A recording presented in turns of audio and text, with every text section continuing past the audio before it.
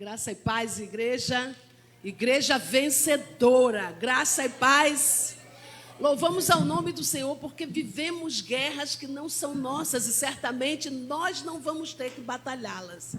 A Bíblia vem nos alertar, nos instruir, nos ensinar todos os dias para a gente não entrar em embaraços. Coisas que às vezes nós entramos, situações que nós construímos e entramos.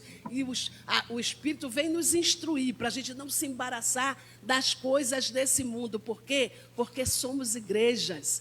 Tem um dono, nós pertencemos a alguém que zela e cuida de nós. A igreja é vencedora em todos os tempos. A igreja é vencedora em marcha altiva, poderosa em todos os tempos. Irmãos, nenhuma luta até hoje quebrou a igreja.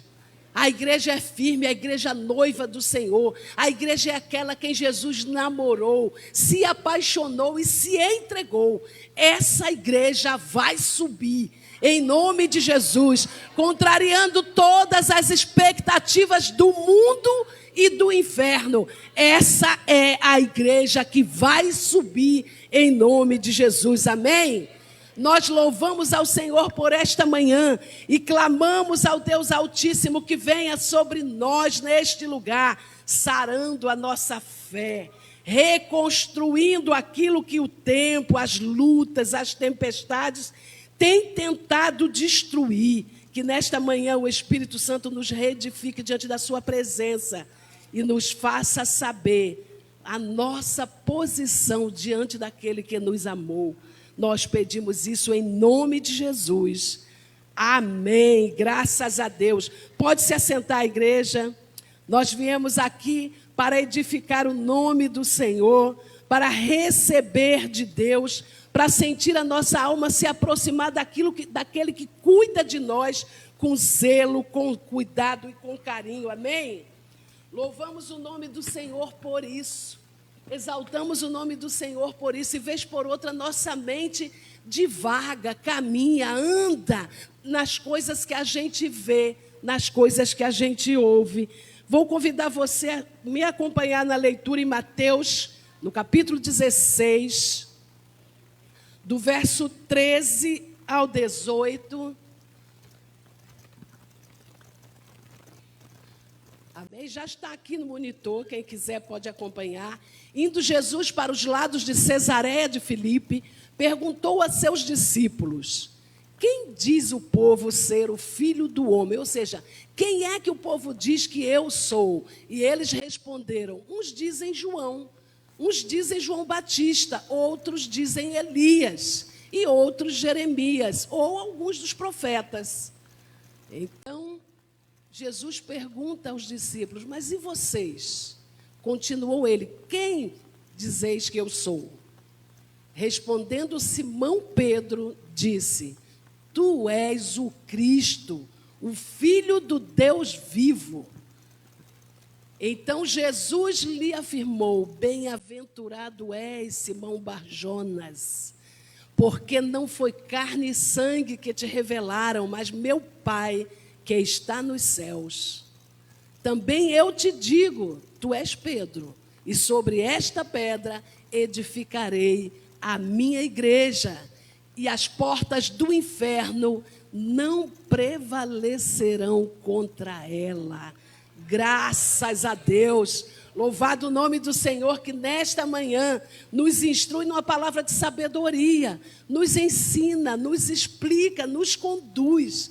Irmãos, a igreja é a noiva de Jesus.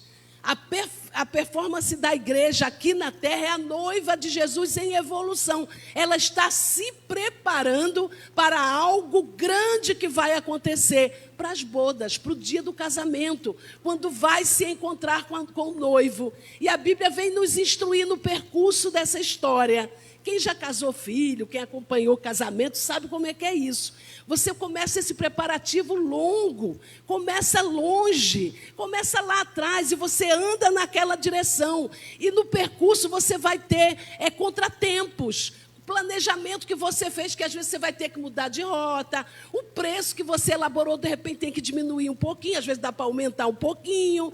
Quem já casou, ou quem fez o casamento de alguém, sabe disso, né, Rose?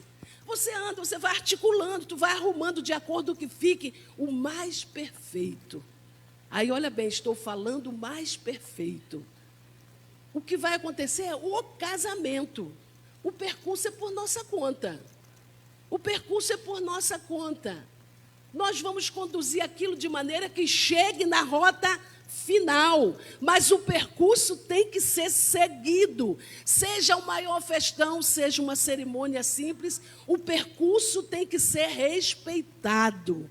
Vai ser no dia 15 de dezembro. Você sabe que tem que andar na direção até o dia 15 de dezembro. A Bíblia vem dizer que nós não sabemos a hora que o noivo vem. Então, não podemos ficar desapercebidos. Por quê? Porque você não tem o calendário na mão. Você só sabe que ele vem. E você tem a consciência que vai ser um grande evento. Vai ser uma oportunidade sem registro. Porque o que quer que vá acontecer nesse dia já está escrito. E você tem que se apegar ao que está escrito. Porque o que se pressupõe não conta. Sabe por quê? Eu espero e creio nisso. Não vamos estar aqui para ler os jornais. Não vamos estar aqui para ouvir o jornalismo, para entender o que é que houve. A mídia não vai nos interessar nesse dia, porque nós não vamos estar aqui. Fazemos parte de um dos lados. Nós somos a noiva. Diga aí, eu sou a noiva. Eu sou a noiva e eu vou. Há um costume em Israel, em algumas províncias de Israel até hoje, que ainda acontece assim. O casamento vai chegar. Então, vou começar lá no noivado. O noivo vai lá pedir a noiva em casamento. O noivo vai lá falar com o sogro que quer se casar com a filha. E ele chega para o sogro e avisa: eu quero me casar com a sua filha. Eu quero que ela seja minha esposa. Quando a mulher aceita, a noiva lá diz que sim. Não, eu quero sim, eu quero ficar noivo com ele. Naquele momento, já são casados. Socialmente estão comprometidos e não pode haver rompimento ilícito. Não deve haver rompimento ilícito. Aquele rapaz precisa ter casa. Se não tiver, ele vai dar um aviso. Ele vai dizer: vou para a casa do meu pai preparar morada. Vou para a casa do meu pai preparar morada. E quando estiver pronta a morada, eu volto para te buscar. Eu volto para te buscar. Irmãos, foi assim com Maria. Maria era noiva de José. Era a esposa prometida de José. E a gente vai ler que Maria teve que ir para a casa da Isabel. Maria, de repente, teve que ir para a casa de Isabel. Sabe por quê? Maria se viu gestante. E ninguém poderia saber que ela estava gestante. Ela vai se resguardar depois do anjo ter falado com José. Para com isso, isso aí é da parte de Deus. Não precisa ficar preocupado, não houve rompimento de compromisso. Sabe por quê? Maria ficava na casa do pai, enquanto José fazia o quê? Preparava morada. Irmãos, um dia Jesus nos viu, Deus nos viu antes da criação, por isso que nos viu ainda antes que nós existíssemos, e fez compromisso conosco. Fez compromisso conosco. E quando ele manda Jesus, que era a fonte de vida, quando ele manda Jesus, que é a árvore da vida plantada no meio do jardim, quando ele manda Jesus para dar acesso de vida ao seu povo, Jesus avisa: eu vou para o meu pai preparar lugar. Se não, porque Jesus avisa: na casa do meu pai já tem morada. Se não tivesse morada, eu ia dizer: vou preparar lugar. Eu diria: vou preparar lugar. Mas o lugar já estava pronto.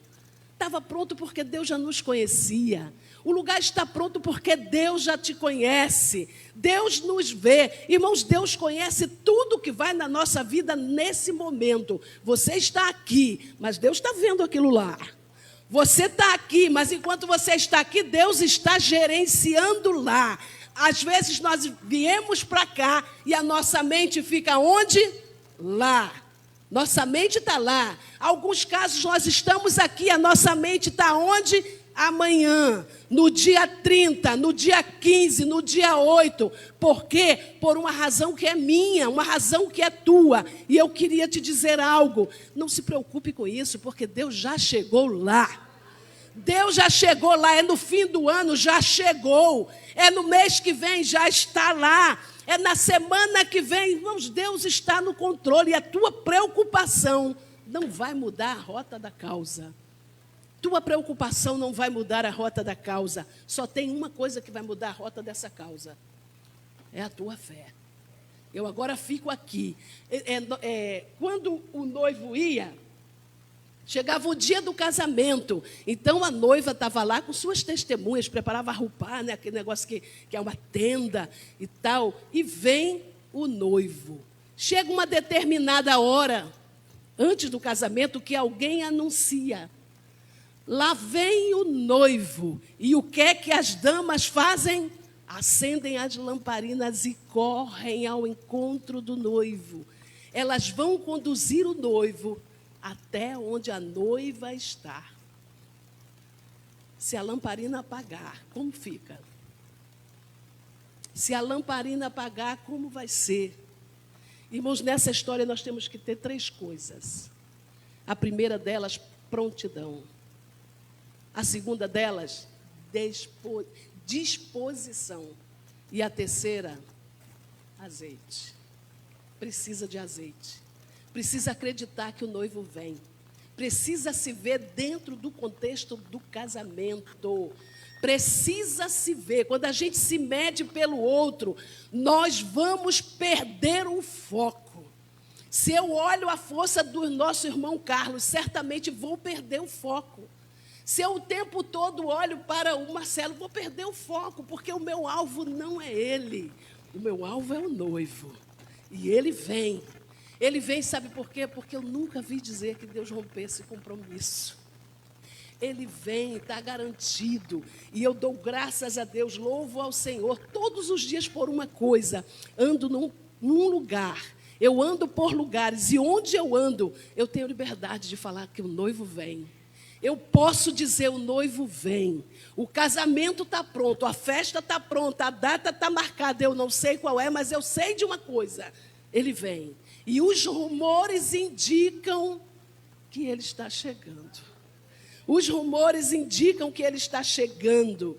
Jesus, quando se apresenta em Israel, ele chega para concluir o plano de salvação e fundar a sua igreja. Fundar a igreja na terra. A gente vai entender que o plano de Jesus era para Jerusalém, era para Israel. E Jesus chega, vive dentro de Israel e caminha o seu ministério dentro de Israel. E a gente, quando pensa nisso escatologicamente, é um delírio, né, irmão? Um delírio maravilhoso de fé, porque estava se concluindo algo que era poderoso.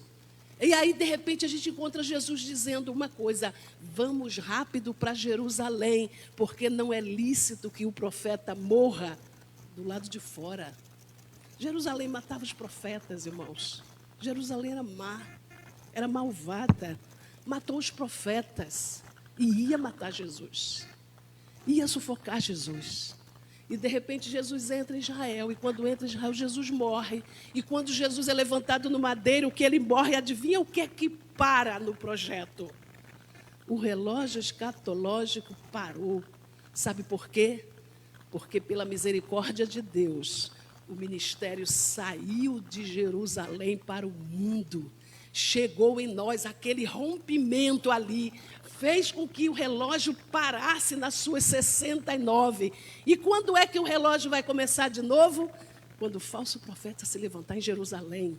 Quando de novo em Israel surgir aquele que é o anticristo, aquele que vai começar a mover as coisas lá dentro outra vez. Aí está no movimento da última semana escatológica de Daniel.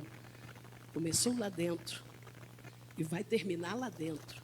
Mas para nós aqui já está concluído, graças a Deus. Nós somos os gentios, aquele que Jesus quis alcançar do lado de fora. Nós somos os improváveis. Porque Jesus falou: Jerusalém, eu vim para vocês, mas vocês não me quiseram. Ah, Israel não quis. E quanto a isso, nós ainda temos que dar graças a Deus, porque graças a essa rejeição, esse amor maravilhoso nos alcançou. Nós, os gentios, os improváveis, os que estavam do lado de fora, na visão global, a gente vai pensar nós como se fôssemos os samaritanos. Nós vamos pensar nós como os estrangeiros, aquelas pessoas excluídas da Decápole. Nós vamos pensar em nós como as pessoas que não serviriam dentro de uma visão religiosa. Mas a graça nos alcançou. A graça foi derramada. Enquanto conduzia seu ministério aqui, que durou apenas 3 anos, Jesus começa a sondar, a observar, a ver o que acontecia. Enquanto ele anuncia a sua vinda, ele começa a pensar em algo. Como será que as pessoas estão me vendo? Cada um tem sua visão particular. E Jesus chega nos seus discípulos, nos seus alunos, aqueles para quem ele falava, e ele traça a pergunta do que ele pretendia entender, o modo que cada discípulo via o espalhar do seu ministério lá na cidade. E ele pergunta: o que o povo dizem que eu sou? Quem eles acham que eu sou? E os discípulos começam a falar, uns acham que é Elias, outros que tu és Jeremias, tu és um dos profetas. Começa a colocar figuras religiosas. E Jesus olha para os seus. Aqueles que ele escolheu para ser seus seguidores de perto. E vocês? Quem acham que eu sou? Às vezes nós nos preocupamos muito com o que vai ali do lado de fora. Mas aqui dentro a gente pode. Aqui dentro é a nossa terra. Aqui é o espaço da nossa adoração. Aqui é o lugar onde a gente tem liberdade de expressão, embora ali fora você pode também falar à vontade, mas aqui dentro é nosso espaço de expressão livre. Então Jesus chega para os seus discípulos e fala: e vocês, quem acham que eu sou? E aí? E se a pergunta fosse feita aqui, nós certamente não entenderíamos. Como é isso? Se eu estou aqui, como é que eu vou achar quem é que o Senhor é? E aí os discípulos ficam olhando a pergunta. Jesus, às vezes, fez algumas perguntas que deixou os discípulos um tanto desconfortável. Não porque não soubessem a resposta, mas porque tinham medo de responder. E Pedro, então, chega lá, no seu temperamento, naquela coisa que era liberal, impulsivo, ele chega e responde: tu és o Cristo, Filho de Deus. Tu és o Messias, o enviado, aquele que veio para nós. E Jesus, naquela hora, olha para Pedro e o discurso muda o tom. Jesus percebeu algo. Aquela era a figura de resposta que ele queria. Quando Pedro bota ali, Jesus não olha o homem Pedro, mas olha a resposta de fé. Tu és o Messias. Jesus precisava encontrar fé. Jesus precisava encontrar aquela fé explícita, porque é a fé que vai mover os céus. Irmãos, tudo que a gente age aqui, o céu reage. Tudo que a gente se movimenta aqui, o céu também reage. Jesus pergunta para Pedro e Pedro imediatamente responde: tu és o Messias, o enviado de Deus, tu és o nosso Cristo. Pedro entendeu, tu és o nosso Salvador. Só faltava Pedro entender uma coisa: aquele Salvador ia morrer. A visão era física, era humana. Às vezes nós olhamos para as coisas do modo que nós somos. Cada um vê a coisa do jeito que ele é. Mas a gente precisa ter essa visão espiritual que vê além da capa, que vê atrás, que percebe o que vem depois. E quando Pedro responde aquilo, Jesus vê que ele está vendo um pouco mais adiante. Ele está tendo uma visão que vai além daquele natural. Né? Porque quem é espiritual tem visões sobrenaturais. Essa semana eu falei muito sobre isso. Quem é espiritual tem visão sobrenatural. O natural não, o natural vê tudo naturalmente. É ruim, é bom, é quente, é frio. Não, o de Deus não é assim. O de Deus não é assim, o de Deus arruma as ideias. O espiritual arruma as ideias. Isso não coloca ninguém em patamar diferente, tá, gente? Iguaizinho. Vamos ouvir a trombeta e vamos passar pelo portão. todos igualmente, sem hierarquia.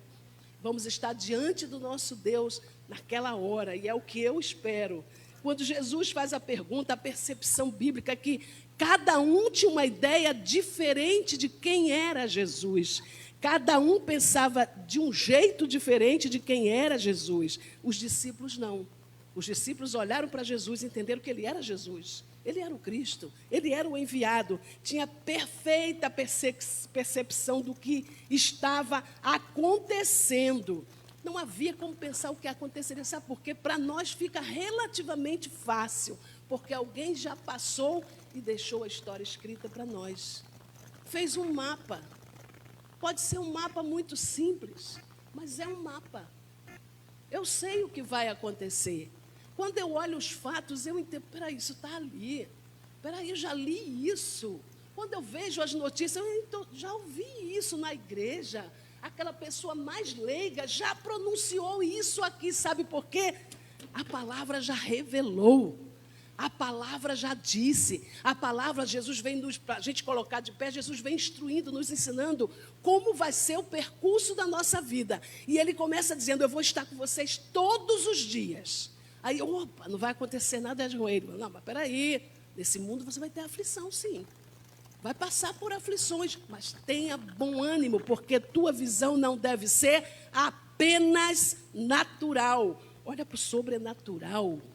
Olha para o sobrenatural, perceba o que está acontecendo. Há uma evolução dos céus na terra, irmãos. Há algo poderoso acontecendo. A gente olha os fatos, as notícias, e a gente pensa, e agora vem o mal. Agora está vindo o nosso noivo. O noivo está se movimentando. E quando o noivo se movimenta no céu, tem reboliço na terra.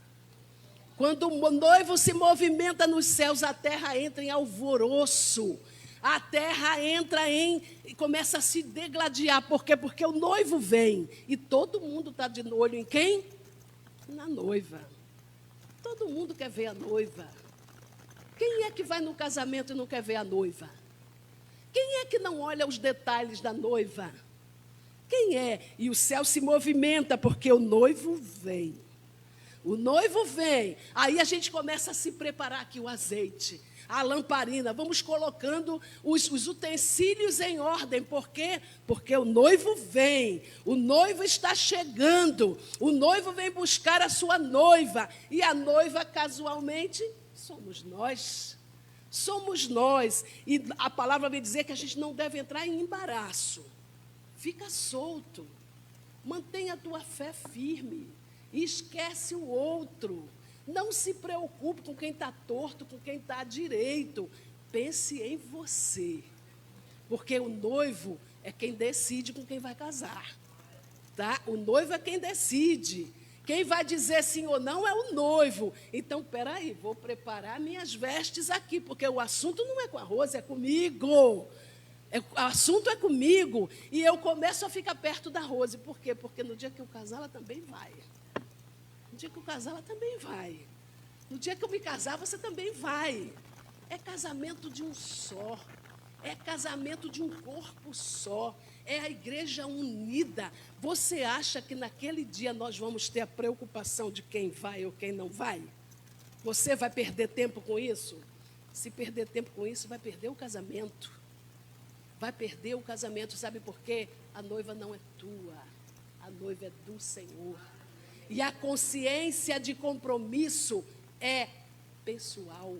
Então, qual é a tua parte, pastor? A minha parte é dizer, o noivo vem. Ouve isso, o noivo vem. No tempo de Noé, o pessoal falava o quê? Cara doido, tá doido. Um calor que nunca chove nessa terra, terra seca e pedregosa. Mas o que é que ele anunciava? Vem o dilúvio. Ninguém acreditou. 120 anos, gente, era doido. Era doido. Certamente a gente também ia dizer isso, dentro do nosso conceito de tempo, de meteorologia. A gente ia dizer, está doido? Tem um maluco ali que constrói uma arca. Tem um doido ali. Não é isso que falam de você? Irmão, deixa de ser bobo, vai viver. A palavra diz para a gente viver mesmo. Mas não se mete em embaraço, sabe por quê? porque o noivo vem. O noivo vem, e quando ele chegar, você não pode estar amarrado em embaraços, coisas que vão te atrapalhar, coisas que vão te tirar da rota do casamento. Quando o noivo vier, você tem que ter lâmpadas do teu lado, acesa, indicando o caminho. Não é para o noivo você achar, não é para você saber que ele vem.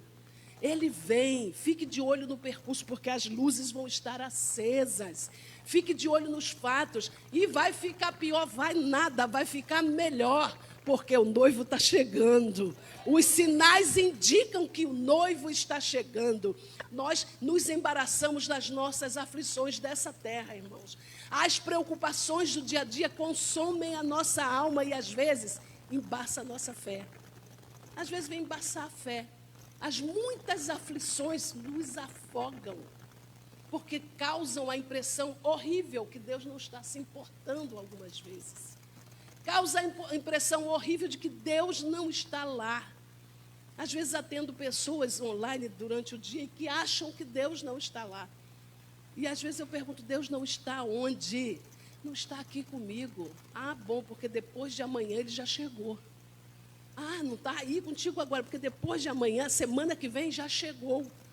O que nos separa de Deus é medo, é angústia, insegurança, vontade de ter o que não pode ter, desejo de possuir o que não é para você. Isso é que nos afasta de Deus. O restante nos aproxima de Deus. Eu não conheço ninguém que no máximo da sua enfermidade se afastou de Deus. Muito pelo contrário, no máximo da dor, se encontrou com Jesus. Achou o noivo, se situou dentro do projeto de salvação e disse, eu aceito, eu quero. A gente conta, a gente dá testemunhos sobre isso, a gente ouve testemunhos sobre isso. O noivo vem. Quem é o noivo? O que deu a vida por nós, aquele que antes se separou, aquele que antes se arrumou, que se projetou, eu vou para a noiva. Irmãos, teve um momento que ficou meio difícil essa relação. Teve um momento que essa relação apertou a ponto do noivo falar algo. Ah, pai, se for possível, passa de mim essa aliança. Se for possível, passa de mim. Mas, todavia, se faça a tua vontade. Porque não haveria casamento sem antes ter sacrifício. Não haveria casamento sem antes ter sacrifício. A gente vai lembrar que Abraão, quando vai sacrificar Isaac, primeira vez que se fala de adoração na Bíblia Sagrada, Abraão vai sacrificar Isaac. E as pessoas que trazem as bagagens querem subir com ele. Ele fala, não. Vocês ficam aqui embaixo vigiando as jumentas. Eu subo com meu filho e depois que adorarmos, nós descemos. Aonde que a gente conclui que a adoração está perfeitamente vinculada a sacrifício. Sacrifício. Irmãos, todas as vezes que nos aproximarmos de Cristo, todas as vezes que chegarmos ao pé da cruz, nós vamos ter que sacrificar algo. Sabe por quê? Porque antes de subir na cruz, Jesus teve que sacrificar. Ele já era o Cordeiro Imaculado desde o dia em que botou o pé na terra. E ele andou na direção da cruz, e o seu posicionamento de entrega revelava quem era Deus na vida dele. Quem era Deus? Ele poderia rejeitar, poderia não querer, aquilo não ia mudar a posição dele nos céus, aquilo não ia fechar as portas do céu para ele. O pai não ia dizer, agora não te quero mais porque você não sacrificou. Mas ele também olhou a noiva, gostou de nós, tudo bonito assim, né? Claro que gostou de nós. Ele gostou de nós, viu o nosso movimento de fé, viu o nosso movimento de aproximação e gostou do que via. Irmãos, nós somos a noiva escolhida por Cristo e não poderia ser outra. Graças a Deus que Israel não quis casar. Graças a Deus que Israel resistiu e que quando ela resistiu, essa graça poderosa nos alcançou. Quando o Espírito Santo inaugura ministério na terra, encontra a mim e a você prontas para casar. Nos encontra prontos para receber o noivo. Jesus chega falando como é a sua igreja. como é a sua igreja. O que a igreja vai passar, o que a igreja vai sofrer. Eu estava ouvindo o testemunho de um pastor que abriu uma igreja na Turquia. E, às vezes, a gente ouve a história dos cristãos que são assassinados, que morrem em alguns países. Graças a Deus, raros países hoje não aceitam o evangelho. E, então, ele abriu uma igreja na Turquia, vazando aquele bloqueio, achando aceitação. Ele abre uma igreja escondida, oculta, porque o país é 100% muçulmano. E ele, então, naquela igreja, em 10 anos, ele faz 34 membros. 34 membros. Ele levanta 34 membros para aquela igreja. E ele se apaixona por aquela igreja. E, passado um tempo, a igreja matriz dele no Brasil trouxe ele para umas férias. E falou para ele, você vai passar 30 dias aqui no Brasil. Livre, pode ficar, se tiver distrai, esfria a cabeça. Quando passou a primeira semana, ele falou, pastor, eu quero ser mandado de volta. Mas você ainda não aproveitou nada, ainda tem umas 4 semanas para você aproveitar. Pastor, eu preciso voltar rápido. Mas por que você tem que voltar? Porque as 34 são minhas. Eu preciso cuidar delas. Eu preciso cuidar das minhas 34 ovelhas. Ele teve uma preocupação que as ovelhas não perdessem a rota, pelo fato do seu líder não estar lá, tangendo elas devidamente num país agressor e convincente. E ele, não, eu preciso voltar, eu tenho que cuidar da igreja, eu preciso cuidar da igreja. Era um pastor apaixonado pelo que fazia dentro do projeto de dificuldade que ele tinha. Irmãos, nós somos livres para adorar o Senhor. Você pode chegar em qualquer lugar e abrir a tua boca. Você pode fazer isso com a tua porta aberta. Aí, às vezes, você bota o som do teu louvor um pouquinho mais baixo. Sabe por quê? Você não quer incomodar o vizinho. Mas você pode. Eu não vou dizer que você faça, porque não vamos ter uma vida de rinchas com as pessoas dos nossos lados. Mas você pode anunciar que você é um filho de Deus. O mundo precisa olhar em você e ver os sinais de que Deus está na tua vida. Quem te olha precisa entender que Deus está na tua vida. E olha isso, não é porque você carrega a Bíblia, não. É porque você é testemunho vivo. Não é porque você carrega a Bíblia debaixo do braço, não. Tu deve carregar, não estou dizendo para você não usar a Bíblia. Entenda, eu estou dizendo que quando a pessoa olhar em você, tem que pensar, tem uma coisa diferente em você. Tem algo diferente na tua vida. As pessoas precisam entender que há um brilho que vem dos céus, é a graça do Espírito Santo que emana de você e que quando chega no ambiente promove cura. Sabe por quê? Você entra num ambiente de trevas e as pessoas percebem que você é luz. Você chega num ambiente travado e as pessoas percebem que você traz vida, traz liberdade.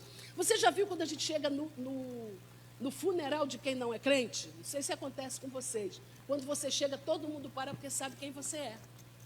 Aí todo mundo para e gera uma expectativa no local. Você já sentiu isso em alguma vez? Ou será que só sou eu? Aí eu vou lá, ninguém é cristão, e eu penso assim, se tiver uma oportunidade, eu falo assim, meu Deus, tu já sabe o que vai falar, né?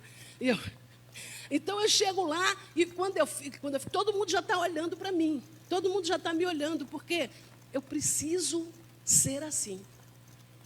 Quando eu chegar, as pessoas precisam saber, peraí, que chegou alguém que é de Deus aqui. Peraí, que chegou alguém que é cristão aqui no nosso meio. É engraçado que nós vivemos num país cristão, né? Um país pseudo-cristão. Então, quando você chega no lugar, todo mundo sabe que você é crente. Aí chegou um crente porque é para fazer a diferença. Chegou um crente. A igreja de Jesus. A igreja de Jesus.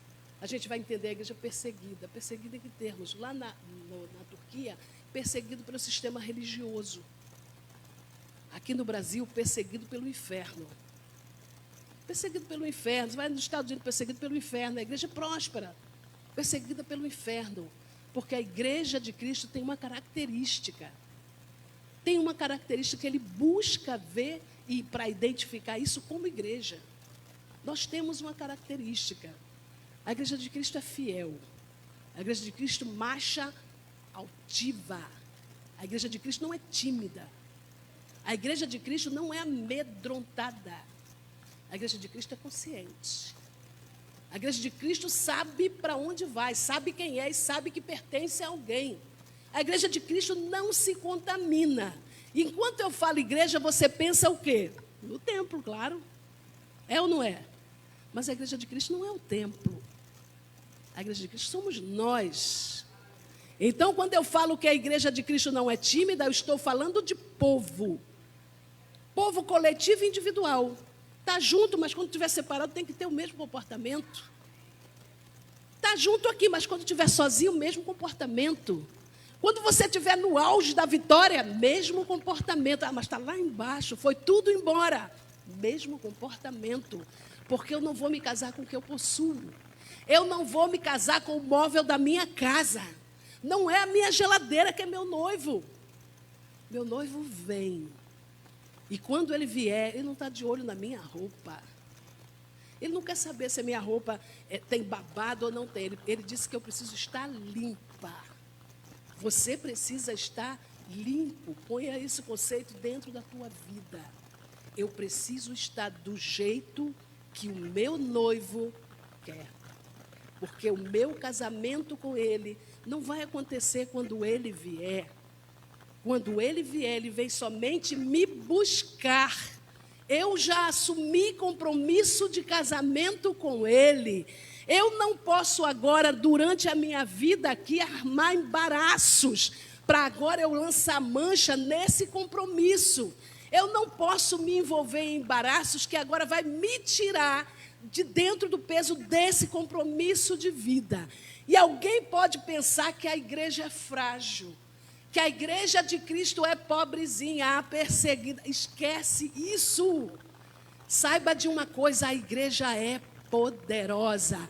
A que nível as portas do inferno não obtêm vitória sobre ela.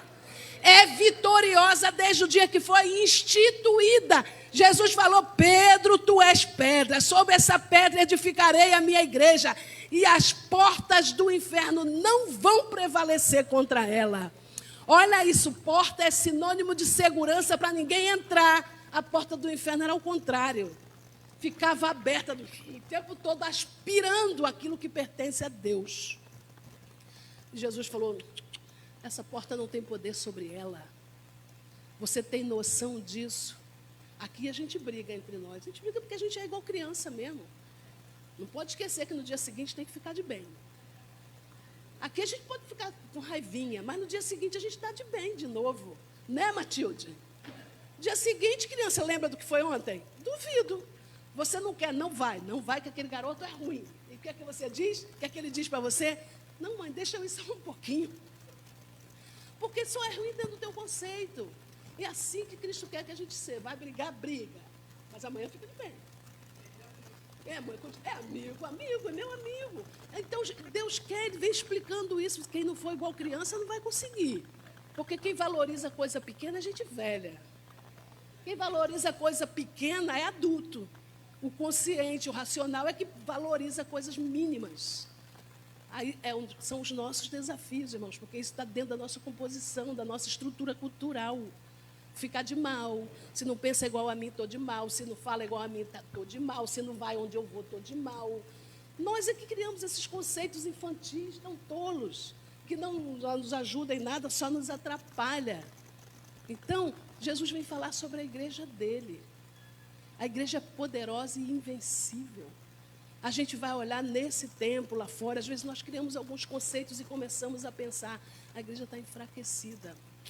Esquece, o dono da igreja não permite. A igreja está sob ataque, esquece, o dono da igreja não permite. A igreja parou, está doida, a igreja vai avançando poderosa. Tudo contra a igreja avança, irmão, fecharam tudo, a pandemia parou o mundo. A gente pensa em termos de Brasil, porque aqui é a nossa terra, mas parou o mundo, sabe a igreja? Marchou. A igreja marchou poderosa. Mas pensa na peste negra. O mundo parou e a igreja marchou. Pensa nas guerras. O país pipocou. Os países em guerra se destruíram. E a igreja, o que aconteceu? Estava lá, continuou de pé. Caiu tudo que é prédio. E a igreja? A igreja é humana, é física, não é prédio. A igreja não é construção, ela continuou de pé. Ah, mas nas arenas destruíram a igreja. Comeram os cristãos, continuaram de pé. Para cada um que caía, 10 se levantava, porque a igreja não pertence a um ser humano, a igreja é do Senhor. Gente, essa água de hoje?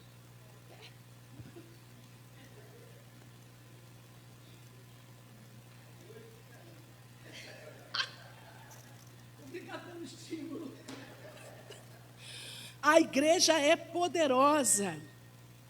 A igreja é vencedora.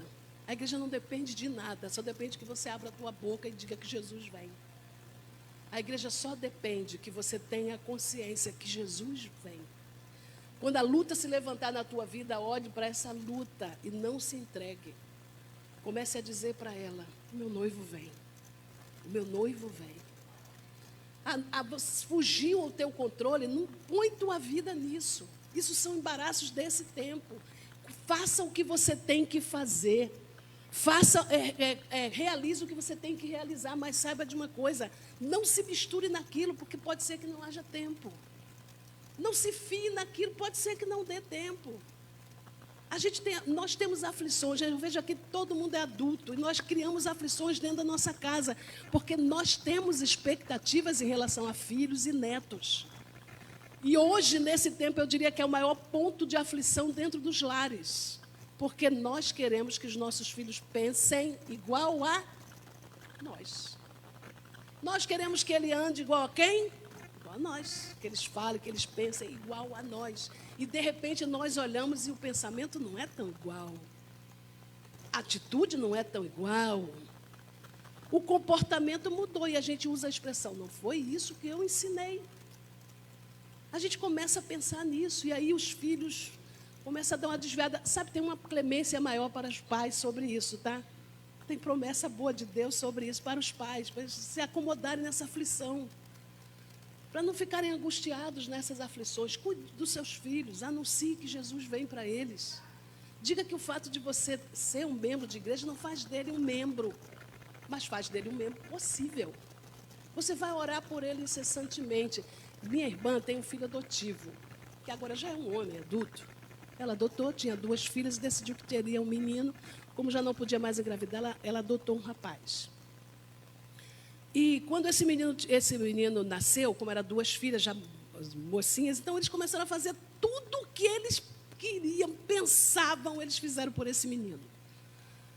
Quando ele fez 11 anos, ele decidiu que ia ter uma moto.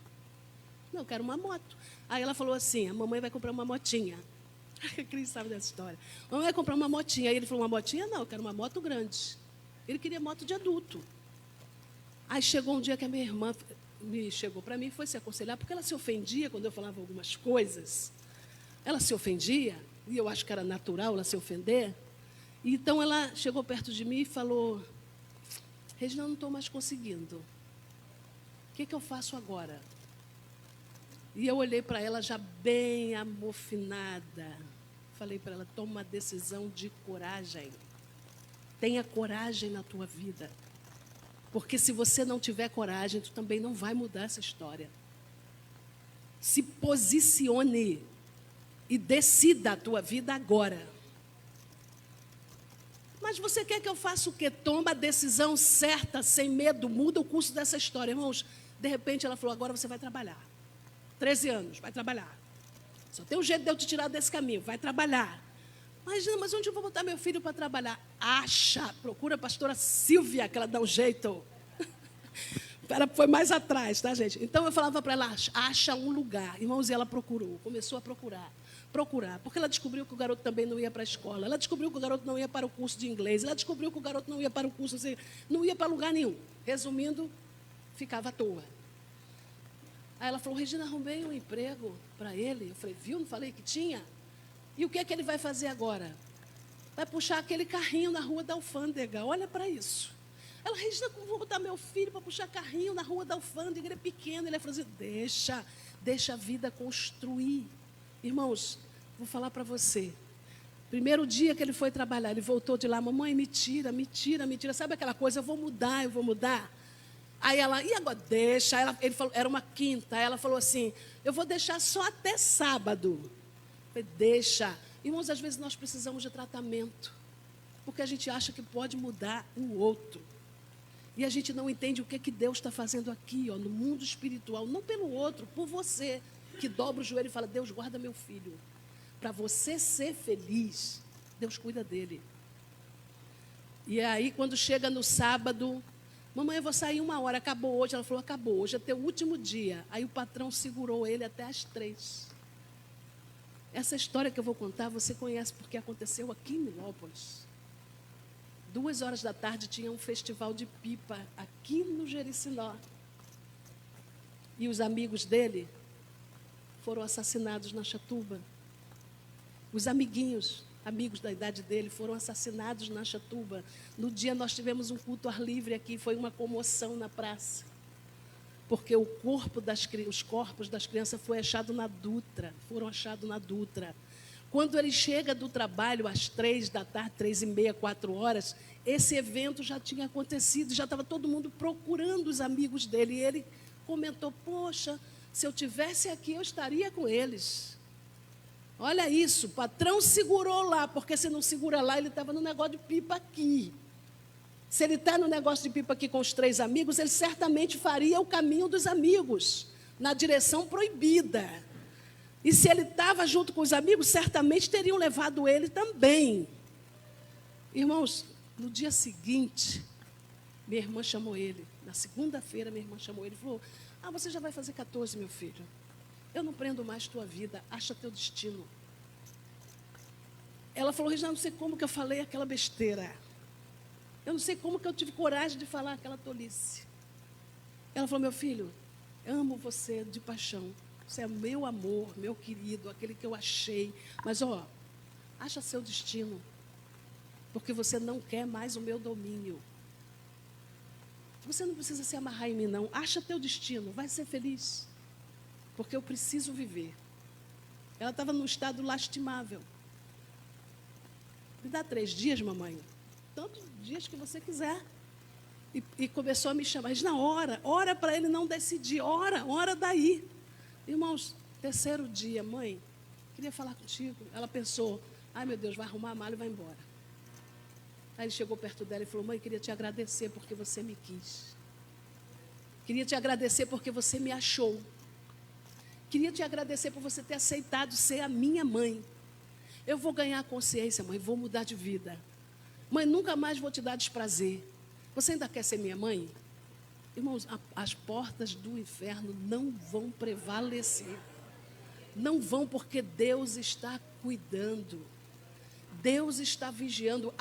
A igreja que Jesus busca a noiva que Jesus busca é uma noiva que tem posicionamento de fé, que não se embaraça, que não mistura fé e medo, que não suplanta a esperança, que acredita na possibilidade. Essa é a igreja que Deus vai buscar. Essa é a igreja que está interagindo. Essa é a igreja que está marchando. É a igreja que abre a boca meia-noite, 1h da manhã, 3h da tarde, meio-dia, na hora do almoço, está lá cozinhando e está dizendo que Deus é bom. A luta se levanta, mas Deus é bom. Chega na fila do médico, ninguém te atende, mas Deus é bom. Chega lá perto do enfermo da casa, está morrendo, mas Deus é vida.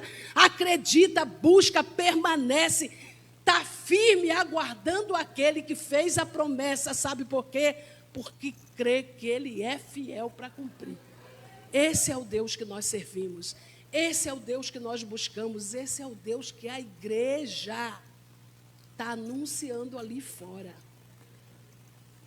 Esse é o Deus que nós estamos anunciando ali fora, um Deus que pode, um Deus que selecionou, um Deus que olhou e viu. Irmãos, essa graça chegou em mim, e eu sei que chegou em você, porque quando eu olho daqui, eu vejo pessoas abençoadas. As nossas histórias se confundem porque elas estão infundidas pelo tempo que vivemos juntas. Eu sei o que vai lá na casa da irmã, a irmã sabe o que vai na minha, sabe por quê? Porque somos um só corpo. Quando a minha dor dói, eu vou lá no grupo e falo, ora por mim.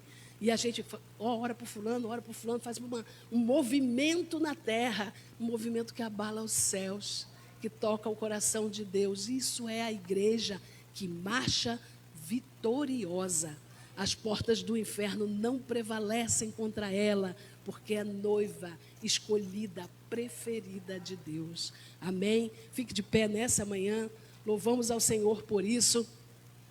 Louvamos ao Senhor porque nos conduz num tempo em que é importante anunciarmos de Deus. Irmãos, a gente não faz isso sozinho, a gente não faz isso sem cobertura de fé, ninguém vai fazer isso sem cobertura de oração, ninguém vai fazer isso porque é valente. Eu carrego minha Bíblia aqui, quando eu chegar, eu vou falar de... Não, você só fala, porque falar de Deus não é falar, é transbordar, tem que estar cheio, senão é conversa jogada fora, tem que transbordar, você está tão cheio que você transborda. Quando você fala, todo mundo entende. Quando você grita, todo mundo ouve. Mas quando você fala mais baixo, todo mundo sente. Estava falando ali. Bem que eu estava sentindo uma coisa. Bem que eu estava sentindo uma coisa aqui dentro de mim. É o Espírito Santo interagindo no meio da igreja, onde quer que ela vá. Onde quer que ela esteja. Não se meta em embaraço. Saiba que tem uma hora X da tua vida que é para Deus. Você fala, não, eu sou dizimista fiel. Faz as contas do seu dia, vê quantas horas você tem roubado de Deus. Faz a conta, porque a gente só pensa em dinheiro. A gente pensa em finanças. Quando ouve a palavra prosperidade, a gente pensa na Igreja Universal, né, gente? Isso é coisa da Igreja Universal. Gente, prosperidade é viver bem. Prosperidade é estar em paz, com a tua porta fechada e tudo tranquilo. Isso é sinônimo de prosperidade, não especificamente ter, porque tem gente que é tão pobre que só tem dinheiro. Pense nisso. Com certeza quem trabalha aqui conhece um monte de pobre que tem dinheiro, muito dinheiro no banco. E tem um monte de pobre que está milionário. Graças a Deus. Nós sabemos a quem servimos. Nós sabemos de onde viemos. Mas melhor do que isso, nós sabemos para onde vamos. Que nessa manhã esse espírito de vitória entre na tua vida. Essa consciência de que a tua força vai até onde você pode. A partir dali, caia na dependência. Deus, eu já fiz tudo o que eu podia, Senhor. Agora estou por tua graça. Vá até onde os teus pés suportarem. Quando eles pararem, Deus, agora estou por tua conta. Vá até onde tuas forças te levarem. Quando faltar força, Deus, agora é contigo. Agora é contigo, Senhor. Sou instrumento da tua vontade. Onde o Senhor me colocar, é ali que eu vou dizer que o Senhor é bom. Mas uma coisa eu não vou parar de anunciar. Eu não posso parar de anunciar. O noivo vem. O noivo vem para nós, em nome de Jesus. Curve sua cabeça nessa manhã. Deus, nós te amamos. Nós te amamos, Senhor, na figura maravilhosa de Jesus. Aquele que fez com que todo o amor dos céus vazasse para nós. E nessa manhã, neste lugar, nós te glorificamos. Exaltamos o teu nome, conscientes de que a tua essência é puro amor. Deus, o ser humano não deveria sentir falta de coisa nenhuma, porque toda a sua alma é suprida no acolhimento da tua graça. Vem para a tua igreja, Deus. Vem no nosso meio, nos ensina, nos ajude, Senhor. Em nome de Jesus, põe azeite na nossa lamparina, enche a nossa vida da tua presença. Deus, que muito mais do que palavra, nós sejamos cheios do teu Santo Espírito. Pai, que nos lugares onde a nossa boca não puder se abrir, nossa presença transpire a tua glória. E as pessoas que estiverem ao nosso lado sintam a tua presença. Deus, que não precise de palavras para que o enfermo seja curado. Que não precise de movimento, meu Deus, para que o paralítico ande. Para que aquele que é cego enxergue. Usa a tua igreja poderosamente nesse tempo, Senhor. Expurga do nosso meio todo o intento maligno que levanta fortalezas, cativeiros terríveis para prender o teu povo, Deus, e sentimentos de amargura, coisas que nos separam da tua glória. Em nome de Jesus, nessa manhã, que o nosso coração transborde da esperança, a grande expectativa da tua volta, meu Pai. Deus, nos ensine a caminhar na tua presença, nos ajuda nesse tempo, ó Deus. Tira da nossa vida todo o embaraço, tudo que nos separa de ti, o que nos diminui na tua presença, seja agora mesmo repreendido em nome de Jesus. Nós somos a tua noiva, nossas vestes serão brancas, brancas, Deus, porque não haverá em nós nenhuma rusga, nenhum pecado, nada que vai ferir teu coração quando o Senhor chegar do alto e contemplar aqueles que o Senhor escolheu.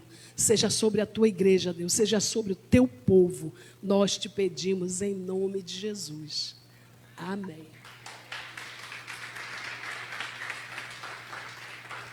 Que palavra maravilhosa. Uma bênção. Que Deus continue usando a senhora, tá, pastora? Em nome de Jesus. Agora, tem uma pessoa que veio hoje aqui no culto. É o Espírito Santo não, que ele chegou antes. Que já faz dias que não víamos aqui entre nós. Não ouvia a sua voz. Tá? Reverenda Tânia. Glória a Deus. Bom dia, paz do Senhor Jesus, amém? Glória a Deus, louvado seja o nome do Senhor. Estou muito feliz. Só Deus sabe como é que está tremendo tudo aqui por dentro. Mas glória a Jesus, Deus é fiel, Deus é bom. E 42 dias sem poder vir à igreja, sem poder andar. E louvado seja o nome do Senhor. Não vou dizer que estou perfeita, porque ainda dói um pouquinho. Eu tive um derrame na patela do joelho direito. E ainda estou em tratamento. Sexta-feira estarei retornando ao médico, né, para levar todos os exames que eu fiz. Mas eu creio que a vitória já é minha, em nome de Jesus. E como a pastora Regina falou, e é o que a gente tem que colocar nos nossos corações no dia a dia. A Bíblia às vezes fala que quando o pastor está ferido, as ovelhas se dispersam. Mas louvado seja o nome do Senhor. O nosso pastor está dodói, mas a igreja está avante. A igreja não parou. A igreja não pode parar. Amém? Porque temos aqui, a cada um aqui, unidos um com o outro para continuar essa caminhada.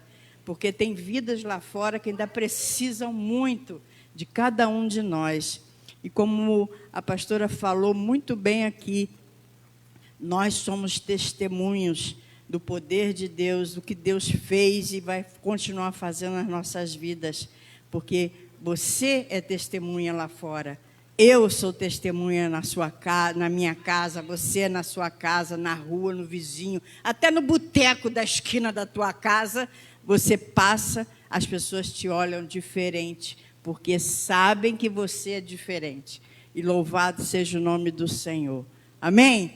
Então, Deus abençoe ricamente a cada um. Estou muito feliz de poder estar aqui, que vocês não imaginam que alegria de poder retornar à casa do meu Deus, a minha casa, onde eu fui acolhida 32 anos atrás, não é verdade? Onde Deus me achou, Deus me achou, foi lá e me buscou e me trouxe para cá. Louvado seja o nome do Senhor. E hoje eu louvo a Deus a tudo que eu passo.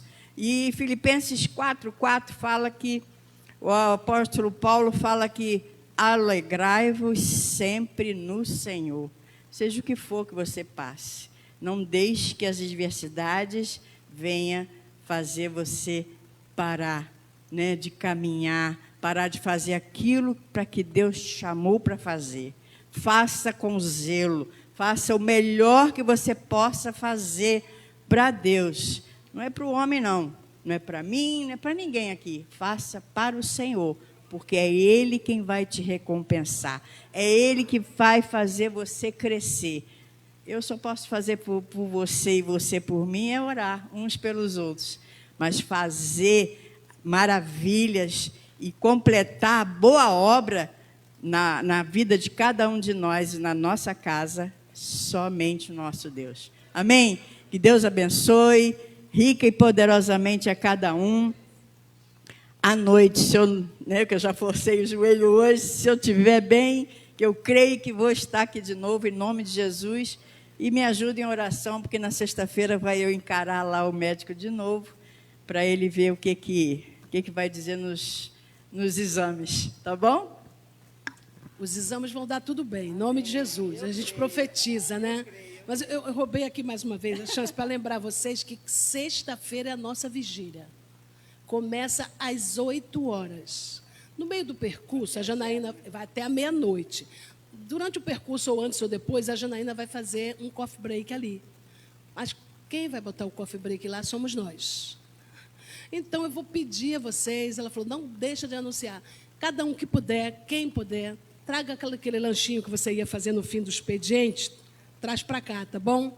Aí a gente soma tudo e depois da vigília a gente manda ver e aproveita o que Deus trouxe para nós. Amém. Glória a Deus. Vamos dividir em classe em nome de Jesus, para a honra e glória do nome do nosso Deus. E que a graça do nosso Senhor Jesus Cristo, que o grande amor de Deus, o nosso eterno Pai, e que as infinitas consolações, a comunhão do Santo Espírito do Senhor, esteja com cada um de nós, com cada membro da nossa família, não somente hoje, mas para todos sempre. E a Igreja de Jesus diz: Amém. Deus abençoe e boa aula.